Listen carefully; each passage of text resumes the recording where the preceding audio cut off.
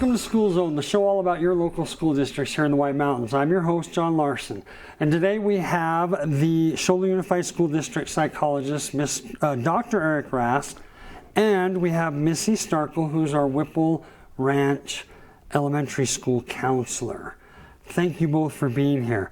Appreciate you taking the time to be with us. Today we're going to talk about something a little bit kind of out of, I think, what everybody has been thinking. Okay. But we have a lot, and by a lot you're going to tell me how many here in a bit. We have a lot of stay-at-home school kids over the internet or by one means or another. They're distance learning full-time at home. So we want to talk about that today. Before we get going with that, though, I want to have you introduce yourself. We'll start with you, Dr. Rask. So I'm Dr. Erick Rask. I'm the school psychologist for the district, Shola School District, and I provide assessments and consultation support for all the schools in the district, where I'm working with administration, the school counselors, and also working with kids. So that's what keeps me busy. Right. Missy. I'm Missy Starkel. I'm the school counselor at Whipple Ranch. And where did you go to school? I went to ASU, and I got my master's degree in social work. Great. So I have my LCSW, licensed clinical social worker, and now I'm a school counselor. Super. And you're a local gal from St. John's originally? Yep. So glad that you came over to the good side. To the good side, yes. Yeah. I almost said to the dark side because I was thinking. Yeah, thank you. I was thinking Star Wars and all that. So, well, I'm really glad that you're here, and I appreciate. Like I said, you taking the time, and I want you to know that I'm really super grateful for what you do for our district. You are just, we couldn't do this without you, and we couldn't try to provide the services that we provide here in the district without super people like you guys. So thank you so much. Yeah, we've been very blessed to have the counselors we had this year. This year we brought in two brand new counselors. So now we have a counselor at every single school. You have two at the high school, one at the junior high, one at Whipple Ranch, and one at Nicholas Homestead. And then you have a part-time therapist out at, or a counselor out at Linden. Great. So it's great that the district was able to bring in all those counselors through a grant. Yeah. It's been great. It's been very, very great. We've been able to get that coverage. Very timely with the whole COVID stuff, honestly. Yeah, there's a lot of, not only was it the normal stuff that every child and family deals with that is brought to the school, but we've got this increased issues with COVID that have popped up. And so let's talk about that. At our schools, we have services provided for our children for safety and a lot of other things. But what we haven't, this new piece to the puzzle of kids being at home, yet still connected with us and learning. And so we want to talk about some of those services that we provide for the kids who are at home all the time. So you want to take it away and start with telling us what we need to know? It's definitely a new nuance to education. The term you use, distance learners, is exactly the term we use at the school. When COVID hit, when it came in, when the governor came down and just shut all the schools down, everybody was a distance learner, and so all the teachers and students had to adapt to this new learning style. And we're talking pretty much a year ago from now, right? Yeah. I think it was March a year ago. So we're on the year anniversary, and although things have gotten better, we're still in that realm of needing to provide that service. Sure. And so what happened is there's we opened up in August as a district, and we had some kids that chose to return to school to the typical in-house education. And then we had kids that decided to stay home for whatever reason, whether it was health concerns or safety concerns. They didn't want to have their children to come back into the school district. So they became distance learners. And so with that came the nuances that we're educating the kids in their home through technology. So all the kids are educated through some online learning. I know at the high school level they do Ingenuity, and that's an online learning. They also use I'm trying to remember, IXL is something that the elementary school uses, and there's another math program. So there's a couple online learning programs that we monitor, but the kids do it at home. And so one of the problems that came up is that these kids wanted to stay at home, But then we're finding out these kids are at home, but then parents still have to go to work, right? Because they're not paying the parents to be at home. Right. And so a lot of those security issues kind of came to light. There were several articles about home safety and security that really came to light at one of our counseling meetings, like, okay, what are we doing for these kids that are home-based? What are we doing to help them stay safe? And so we had a kind of a meeting about some of the things and options that we'd like to offer. And some of them are that where they still have connections with the school counselors. They just, they can call in, they can talk to the school counselor at any time within school hours. They can email them. Every kid in the district has a school email address, so obviously the ones that are able to negotiate email addresses, probably not your kinders and first grades, but some of them are pretty smart too. Yeah. So they can figure that. Younger and younger, huh? But they have email contacts. They can contact them in their offices, so they still have that contact to the counselor. But the other part that we don't have control is what safety parameters are set up in the home. Let me ask you a quick question. If one of those children or the parents or both wanted to visit with you face to face, is that available to them? They would set that up by an appointment. Cool. Right. Because what happens is they're distance learners, so they're not on the school-based roles, so they just couldn't walk on campus or go to a class all of a sudden. They would have to set up an appointment to come in. Okay, but absolutely, that is an option to call in to say, hey, I'd like to to make sure everybody knew that was an option. Absolutely, Yeah. absolutely, Okay, and we encourage continue that. on. So one of the things we want to talk about is what some of the parents are doing in the home to assure the safety of their kids. And so some things I think we just take for granted, but we want to make sure that we put out there, like, do you have a fire safety? Like, what happens if the fire breaks out at home and mom and dad aren't home? What's the plan? Yeah, what happens if somebody knocks on the door that you don't know? What happens if somebody gets on the internet that you don't know? What are those protocols you have set up in your homes that allows your kids some security? And I'd like to have Missy kind of talk about the little ones a little bit. She's much more skilled with that age group than I am, but because that safety is different than when you're talking junior high and high school. So if you kind of want to talk about some of the safety issues that go on with the little guys, I think that would be great. Well, I think he hit on a lot of it, just making sure that kids know that if anything happens and the parents aren't home, do they have a neighbor that they can go to? How do they answer the phone? If somebody Emergency contact. Emergency contacts. Yeah.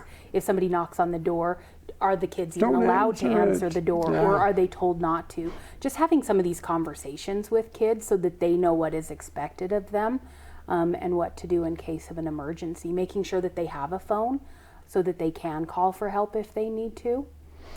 It came to my head that as a kid, and I don't know how it is nowadays, but as a kid we had the whole fire drill thing, and get under the desk, everybody get to the door. We did all that stuff, and I mean we have it at our house, but I never really thought about it as far as these maybe younger kids actually at home. Do they know their own fire drill? Do they know this stuff? So this is really important, and I'm probably one of those parents that would just not even think about it, go to work, and Everything's usually okay. Come home, kids alive, and nothing's burnt down. Right. You're like, cool, and everything's good, right? Success, Yeah. Yeah. Yeah, I mean, even the simple stuff you talk about, I mean, like, how do you make lunch? How are you going to feed yourself during the day? Do you go cook something, or how do you use the microwave? Yeah, I don't want you using this stuff. Right. Right. So there's a lot of things that we take for granted, I think, and just good parenting. I've always told them not to, but do you have something in line if something was to happen? Don't leave your spoon in the bowl when you put it in the microwave. Right. Those kind of things, right? Not that I've ever done that or had any kids that did that, but no, it's happened. I've gone through more than one microwave. And if kids have that, like, okay, here's the list, or here's a picture of numbers, or here's the things they need to do, that helps the security in the home, so the parents can go to work and they know their kid's going to be okay. Because home-based learning is difficult. I mean, you're asking kids to educate themselves because the teachers are not on the computer the whole entire time of their learning. They're available for questions and concerns or resetting and stuff like that, but they're not there the whole time. And so there's got to be a resource when there's not a parent around. So who is that next? And having that list or having that conversation with your neighbor. Hey, he's a home-based learner. I just want to you're the first contact if it's grandma down the road or the neighbor that lives in an apartment complex, something like that.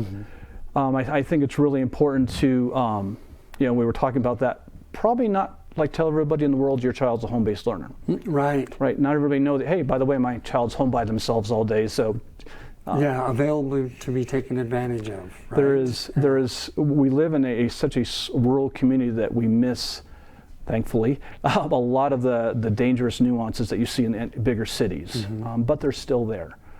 Especially that internet is such an accessible into your home, sometimes with no blocks. Yeah, can you talk about that for just a minute? I'm not a huge tech guy, but I guess that if a kid gets on a website, can actually start having conversations with complete, total strangers that maybe don't have their best interests in mind. How do we deal with that? There is, so one, you'd have to work with your internet provider on how to block that. So there's all kinds of technology, and the best place to call would be whoever is your internet provider. Let them know what you're looking for, what kind of blocks are available, and that's probably the best place to go because they will at times have ways that they screen things. They can tell you how to set things up on the routers and stuff like that, how to possibly set things up on the computer. The phones, there is an amazing amount, and I think I was surprised when I actually looked into it a little bit, how many kids will do learning on a phone. Like in my head, okay, they got a computer, but that's really not everybody. Sometimes all they have is a phone to work on. Or a tablet even? Yeah, now there is stuff available through the school district that if you don't have the technology, they'll sign out computers and stuff like that if you need that. Just the internet is the part that we don't have a lot of control over. Right. So I understand that one of the things that we've seen through this COVID experience is people are home more. They're not going out. They're staying closed in, and by virtue of that, we're seeing some issues with domestic violence and whatnot. Can you shed some light on how parents can work through that issue, how kids can let people who need to know that stuff's going on know? And again, different populations, so if you want to kind of talk about the younger ones, and I can talk more about the higher education ones. I mean, the first thing that I kind of think of when you ask that question is the same people that we've set up for the physical, like if there is a fire, where do they go? I mean, just letting them know that there are people that they can talk to. I think one of the hardest parts about COVID is that we as humans are made to connect to other people. And so we've seen not just domestic violence and child abuse go up, but just depression and anxiety in people too. And so making sure that these children are having the ability to connect with other people. And I think through that connection, if something's going on in the home, then they'll be able to share that. Okay, great. And I just on that, I think it's important to stay connected with the kid. You know, maybe call them during the school day, have a grandma call them, even if they have the technology to do maybe virtual conversations, have grandma get on the screen and talk to them during the afternoon, or an uncle or somebody that they can have a physical conversation with, because we've seen statistically across the nation increase in suicide, increase of domestic violence, increase of depression. A lot of that is that isolation, because as Missy had said, we're humans, and our nature is to be around other humans. We're not isolatory beings. I was thinking when you said that the first time, when all this happened, I'm still going to work and stuff, so I'm having that aspect of being out socially. But at first I'm like, this is great. I don't have to go anywhere. I don't have to bother anybody. Nobody comes and bothers me. But when we started getting the opportunity to go out a little bit, some of these restrictions were relaxed. I really came to realize I miss people. You know, I'm not sure anybody missed me, but I missed people. You know, I missed getting out to the schools and visiting with the teachers and everybody. So there is an element. I realized, well, yeah, I was wrong there. You know, I really needed to visit with people and enjoy. And that's just the nature of being human. We're not typically isolatory. I just wanted to back up just a little bit. I know we had talked about some of the safety issues with the elementary age kids. I just want to remind parents, because your child is in junior high or in high school, does not put them less at risk. Probably puts them more, because they have more access to different technology. Yeah, that's why Xboxes, any of your video games have access to the internet. I mean, so they typically by age, they have more accessibility to that technology. And so more of being cautious of not necessarily who enters your home via internet, but who's coming over to visit during the day? Who are they spending the afternoon with? You know, your kid has a car, who are they going to see during the day? Yeah, that's my worry, is when they leave the house, they've set up some rendezvous with someone that you don't know, and obviously could be a little shady. So that's a huge worry. So a lot of that, setting up a daily schedule. There's service provided for cell phones that they can actually keep track of where their kids are at. A lot of people may consider that to be hovering, or it's not hovering to know where your kids are at. I call my wife a stalker. but she, you know, when she pulls out and says, okay, where are they at? I'm like, well, okay, yeah, what's going on? You know, because I want to know too. I want to know where they're at, what they're doing, and that they're safe. Well, even if you do something even simple, I'm not great on the technology, but the app, the Snapchat, it actually, if you don't turn the location off, it'll actually tell you where you're at all during the day. Like anytime you move, wherever your phone's at, it'll tell you where you're at. Even if you're not even participating in it? Oh, okay. So maybe that's not information just your parents are getting. Okay. Who else is getting right. that? Right. That's a scary thought. So it's important that the parents stay involved. What does your schedule look like? Contact them throughout the day. Okay, where you're at. You know, make sure they're, even if they want to be with somebody, okay, where are you going to be?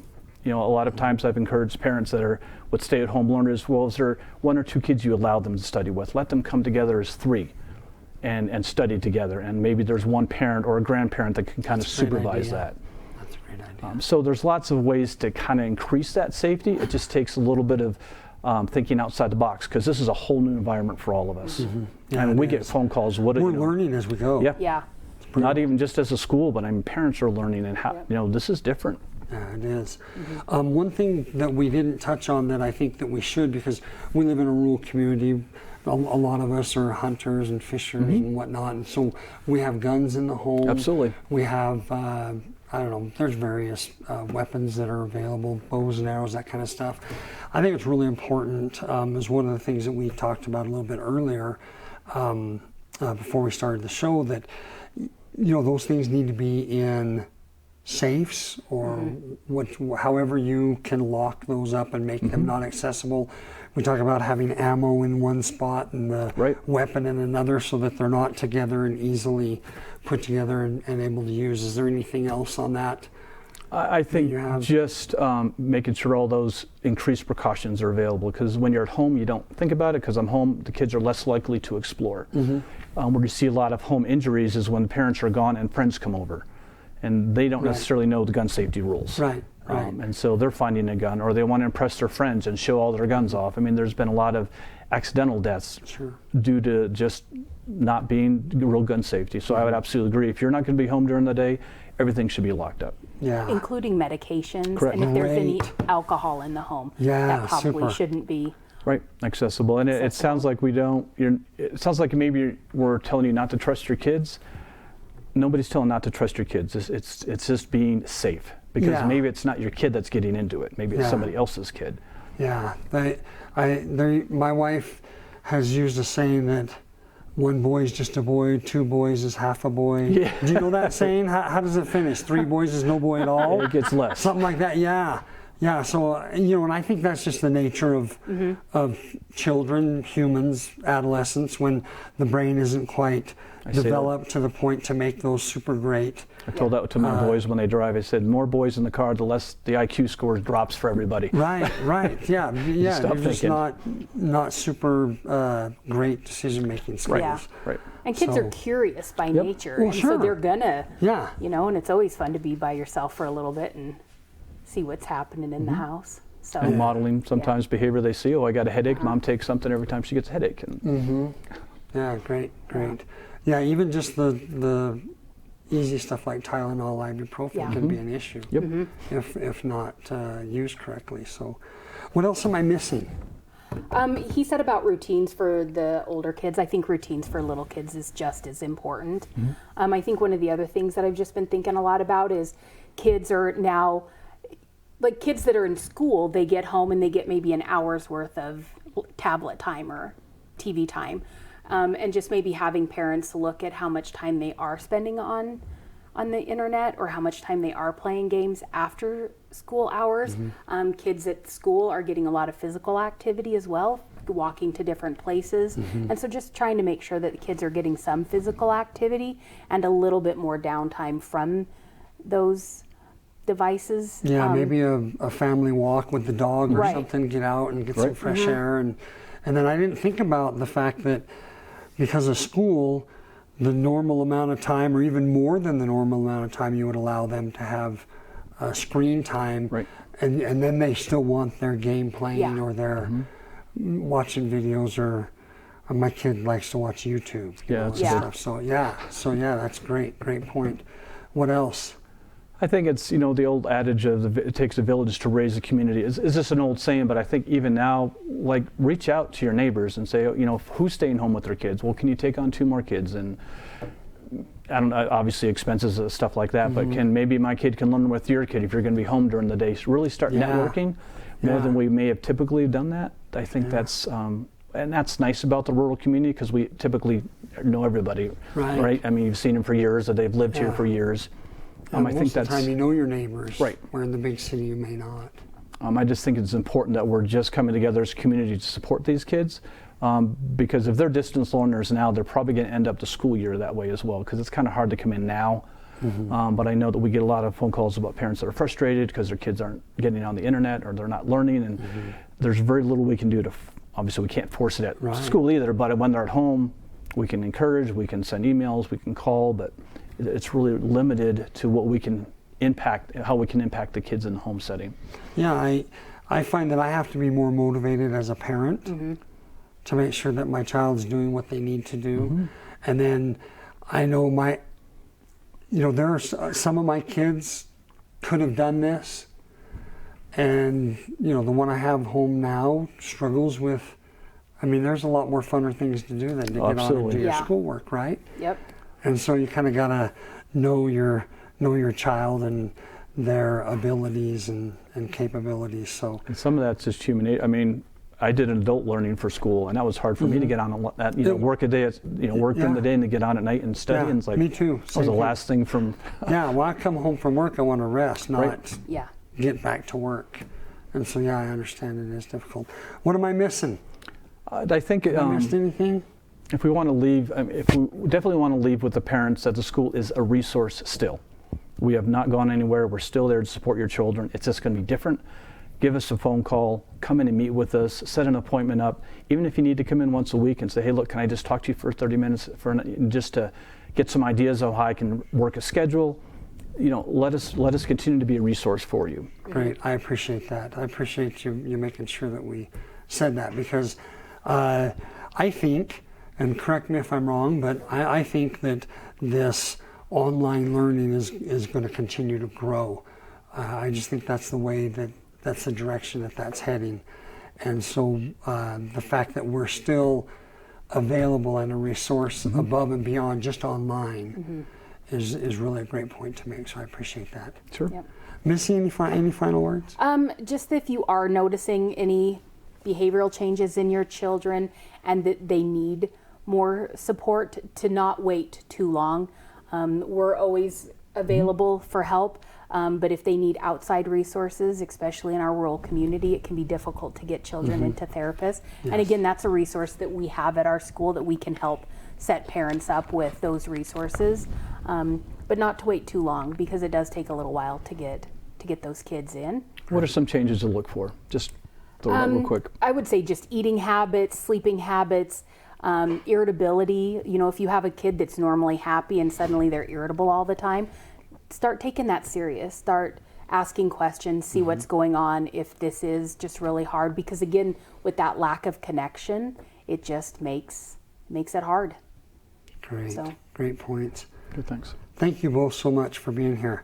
I appreciate you taking time. I know this is time away from work. That part might not be so bad, but it's still kind of work.